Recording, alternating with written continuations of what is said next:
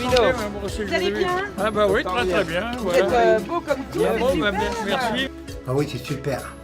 À côté de là-bas, hein, c'est le jour et la nuit. Hein. Le parquet, la douche, la télé. C'est beau, c'est grand, c'est vaste. Très agréable, c'est très avenant. Ce qui est bien aussi, c'est qu'ils vont retrouver beaucoup de gens du personnel avec lesquels ils ont tissé des liens. Bon après-midi, à demain. Merci pour tout. On est content parce qu'on se retrouve tous. On a aussi nos résidents qui sont là et on est dans une belle structure. Mais c'est vrai que ça a été un grand déchirement de quitter l'ancienne structure. Pour certaines collègues qui ont passé 20 ans ou 30 ans, c'est toute une vie. Donc une page qui se tourne et une autre qui va se créer. On quitte le Cèdre Bleu, on va ailleurs, on va s'investir ailleurs. Bonjour Madame la maire, monsieur. C'est un lieu très agréable, très spacieux, très lumineux, avec beaucoup de passion intérieure, des jardins. Il y a un gros potentiel au niveau des équipes. Un beau projet d'établissement sera mis en œuvre.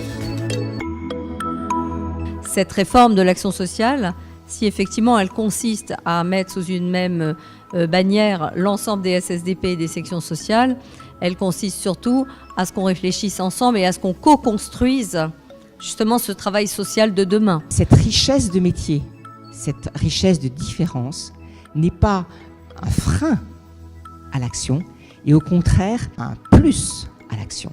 Votre point de vue, là, ici, aujourd'hui, il est imprenable, il compte. Vous savez mieux que nous, aujourd'hui, quelles sont les forces, les faiblesses du système. L'enjeu de ce projet, en fait, c'était de transformer cet immeuble en un lieu accueillant, lumineux. Les accueils sont plus vastes, les bureaux sont plus agréables. Les banques d'accueil ont été complètement réalisées par le CTI. C'était la première illustration, en fait, de l'économie circulaire. Toute, en fait, la sous-direction s'est mise en marche pour livrer ce bâtiment dans des contraintes de temps particulièrement tendues. Depuis que nous sommes installés ici, l'ensemble des personnes qui sont reçues se sentent et le verbalisent comme tel.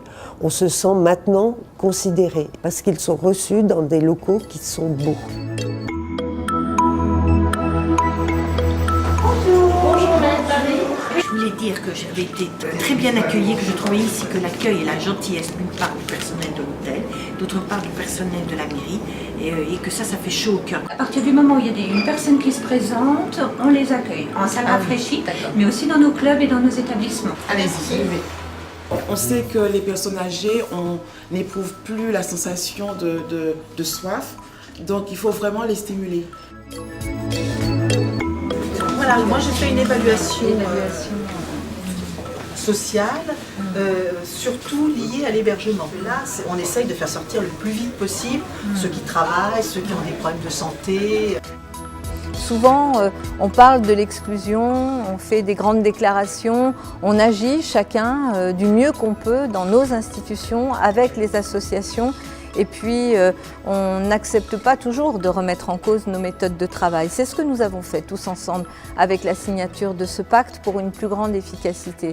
Merci à vous toutes et à vous tous. Sachez que sur cette grande cause, qui est la grande cause de ma mandature, de notre mandature, je serai extrêmement déterminée et vigilante. Merci.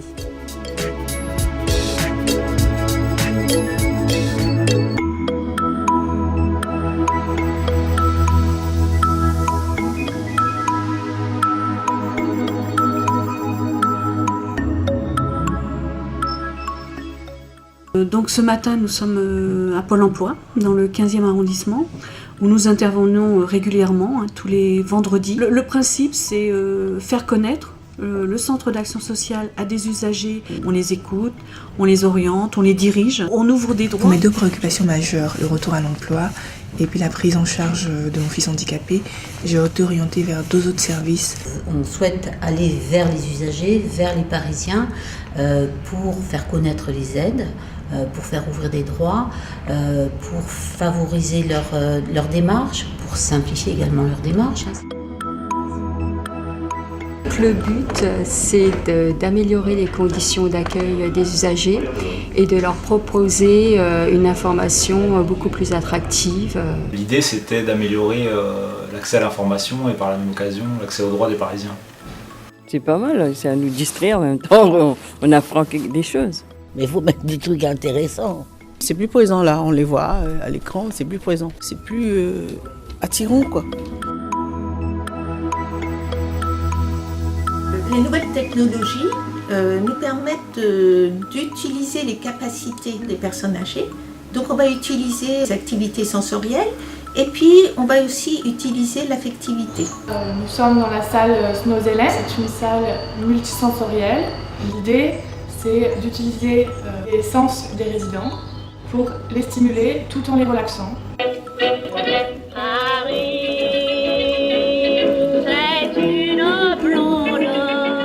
C'est un outil très facile d'utilisation pour les résidents, comme pour les familles, les animateurs. Ça fonctionne bien parce que c'est eux qui choisissent ce qu'ils ont envie d'écouter. Vous vous rappelez de son prénom? Oh oui. Paro, oui, bien. Donc Paro, ça va vraiment être un outil de travail, ça nous permet de tisser une relation avec le résident. Ce qui est interpellant aussi, c'est la manière dont ils sont éveillés, souriants, apaisés.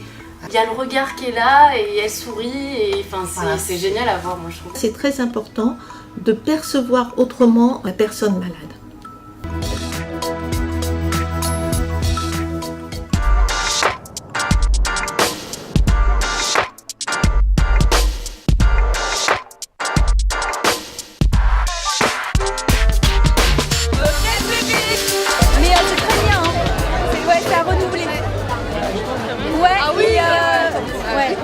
Pour une fois que le gars fait un truc sympa. Enfin non mais attendez, faut pas enregistrer ça. S'il vous plaît, saturé.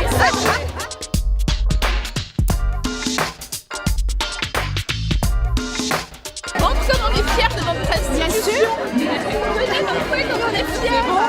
J'essaye de... Voilà. La réponse en image.